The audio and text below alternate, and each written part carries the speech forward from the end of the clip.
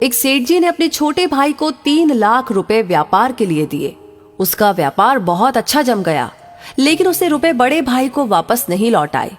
आखिर दोनों में झगड़ा हो गया और झगड़ा भी इस सीमा तक बढ़ गया कि दोनों का एक दूसरे के यहाँ पर आना जाना बिल्कुल बंद हो गया।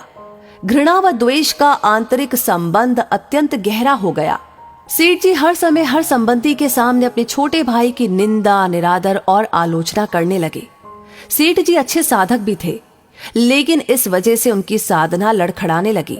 भजन पूजन के समय भी उन्हें छोटे भाई का चिंतन होने लगा। मानसिक व्यथा का प्रभाव तन पर भी पड़ने लगा। बेचैनी बढ़ गई, समाधान नहीं मिल रहा था।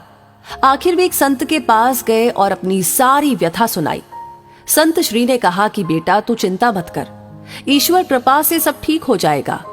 तुम कुछ फल व मिठाइयां लेकर अपने छोटे भाई के यहाँ जाना और मिलते ही उससे केवल इतना कहना, अनुज, सारी भूल मुझसे हुई है, मुझे क्षमा कर दो।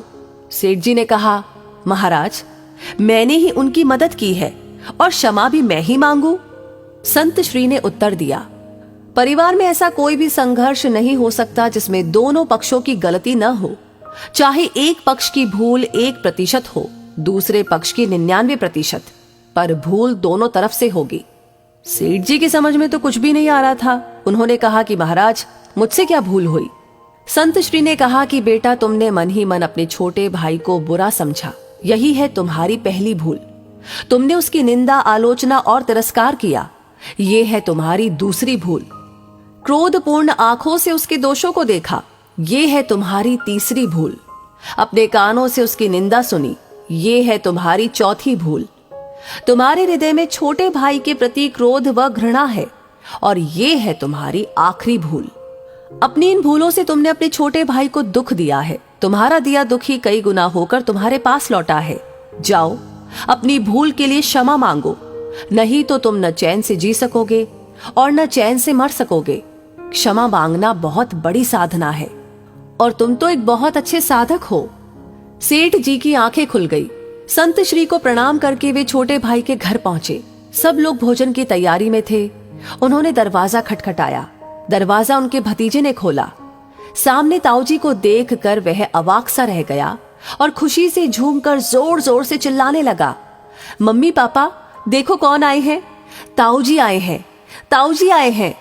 माता पिता ने दरवाजे की तरफ देखा, सोचा कहीं हम सपना तो नहीं देख रहे। छोटा भाई हर्ष से पुलकित हो उठा। 15 वर्ष के बाद आज बड़े भैया घर पर आए हैं। प्रेम से गला रुंध गया, कुछ बोल न सका। सेठ जी ने फल व मिठाइयां टेबल पर रखी और दोनों हाथ जोड़कर छोटे भाई को कहा, भाई, सारी भूल मुझसे हुई है, मुझे क्षमा करो। क्षमा शब्द निकलते ही उनके हृदय का प्रेम अश्रु बनकर बहने लगा। छोटा भाई उनके चरणों में गिर गया और अपनी भूल के लिए रो रो कर क्षमा याचना करने लगा। बड़े भाई के प्रेमाश्रु छोटे भाई की पीठ पर और छोटे भाई के पश्चाताप व प्रेम मिश्रित अश्रु बड़े भाई के चरणों में गिरने लगे। क्षमा व प्रेम का अथाह सागर फूट पड़ा। सब शांत, चुप और सबकी आंखों से अविरल अश्रु धारा बहने लगी। छोटा भाई उठकर गया और रुपए लाकर बड़े भाई के सामने रख दिए। बड़े भाई ने कहा कि भाई, आज मैं इन कौड़ियों को लेने के लिए नहीं आया हूं। मैं अपनी भूल मिटाने, अपनी साधना को सजीव बनाने और द्वेष का नाश करके प्रेम की गंगा बहाने आया हूं। मेरा आना सफल हो गया, मेरा दुख मिट गया। अब मुझे आनंद का एहसास हो रहा है। छोटे भाई ने कहा, भैया, जब तक आप ये रुपए नहीं लेंगे तब तक मेरे हृदय की तपन नहीं मिटेगी। कृपा करके आप ये रुपए ले लीजिए। सेठ जी ने छोटे भाई से रुपए लिए और अपनी इच्छा अनुसार छोटे भाई भतीजों में बांट दिए। सब कार में बैठे घर पहुंचे। 15 वर्ष बाद उस अर्धरात्रि में जब पूरे परिवार का मिलन हुआ तो ऐसा लग रहा था कि मानो साक्षात प्रेम ही शरीर धारण किए वहां पर पहुंच गया हो। सारा परिवार प्रेम के अथाह सागर में मस्त हो रहा था। क्षमा मांगने के बाद सेठ जी का दुख, चिंता, तनाव, भय, निराशा रूपी मानसिक रोग जड़ से ही मिट गया और साधना सजीव हो उठी। तो हमें भी अपने दिल में क्षमा रखनी चाहिए। अपने सामने छोटा हो या बड़ा, अपनी गलती हो या ना हो, क्षमा मांग लेने से सब झगड़े समाप्त हो जाते हैं। वैसे इस कहानी के बारे में आप क्या कहेंगे, आपका पर्सनल एक्सपीरियंस क्या है, हमें जरूर बताएं कमेंट बॉक्स में लिख करके।